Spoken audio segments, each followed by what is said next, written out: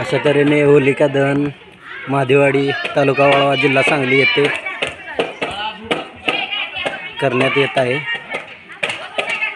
विठ्ठल रुक्मिणी मंदिरासमोर छोटंसं मंदिर आहे, त्याच्यासमोर होलिका दहन करण्यात येत आहे।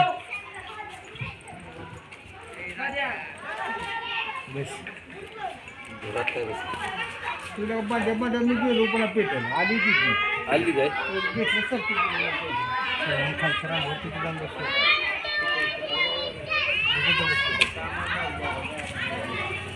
होळीला पुरणपोळीचा नैवेद्य दाखवतात लोक।